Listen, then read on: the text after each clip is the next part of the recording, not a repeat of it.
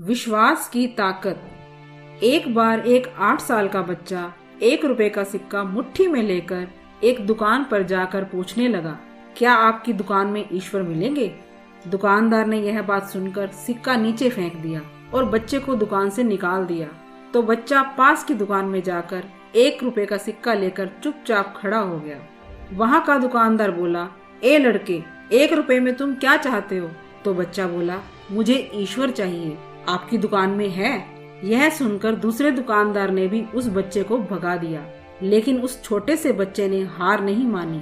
उसके मन में पक्का विश्वास था कि उसे ईश्वर जरूर मिलेंगे और इसी विश्वास के साथ एक दुकान से दूसरी दुकान, दूसरी से तीसरी, ऐसा करते करते कुल 40 दुकानों के चक्कर काटने के बाद वह बच्चा एक बूढ़े दुकानदार के पास पहुंचा। उस बूढ़े दुकानदार ने पूछा, तुम ईश्वर को क्यों खरीदना चाहते हो? क्या करोगे ईश्वर लेकर? पहली बार एक दुकानदार के मुंह से यह प्रश्न सुनकर बच्चे के चेहरे पर आशा की किरणें लहराई। उसने सोचा, लगता है इसी दुकान पर ही ईश्वर मिलेंगे। बच्चे ने बड़े उत्साह से उत्तर दिया, इस दुनिया में मेरी माँ के अलावा मेरा और कोई नहीं है। मेरी माँ दिन भर काम करके मेरे लिए खाना लाती है। मेरी माँ अब अस्पताल में है। अगर मेरी माँ मर गई तो मुझे कौन खिलाएगा? डॉक्टर ने कहा है कि अब सिर्फ ईश्वर ही तुम्हारी माँ को बचा सकते हैं। क्या आपकी दुकान पे ईश्वर मिलेंगे? दुकानदार ने कहा, हाँ मिलेंगे। कितने पैसे हैं तुम्हारे पास? तो बच्चा बोला, सिर्फ 1 रुपया। दुकानदार बोला, कोई दिक्कत नहीं है, 1 रुपए में ही ईश्वर मिल सकते हैं।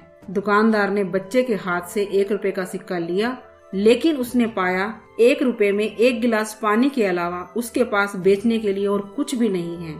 इसलिए उसने उस बच्चे को फिल्टर से 1 गिलास पानी भर कर दिया और कहा, यह पानी पिलाने से ही तुम्हारी माँ ठीक हो जाएगी।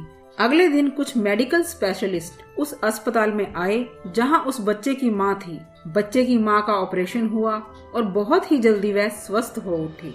लेकिन डिस्चार्ज के कागज पर अस्पताल का बिल देखकर उस महिला के होश उड़ गए। डॉक्टर ने उन्हें आश्वासन देते हुए कहा, टेंशन की कोई बात नहीं है, एक वृद्ध सज्जन ने आपके सारे बिल चुका दिए हैं, साथ में एक चिट्ठी भी दी है। महिला चिट्ठी खोलकर पढ़ने लगी। उसमें लिखा था, मुझे धन्यवाद देने की कोई आवश्यकता नहीं है, आपको तो स्वयं ईश्वर ने ही बचाया है, मैं तो सिर्फ एक जरिया हूँ। यदि आप धन्यवाद देना ही चाहती हैं, तो अपने बच्चे को दीजिए, जो सिर्फ 1 रुपए का सिक्का लेकर ना समझो की तरह ईश्वर को ढूंढने निकल पड़ा। उसके मन में यह दृढ़ विश्वास था कि एकमात्र ईश्वर ही आपको बचा सकते हैं।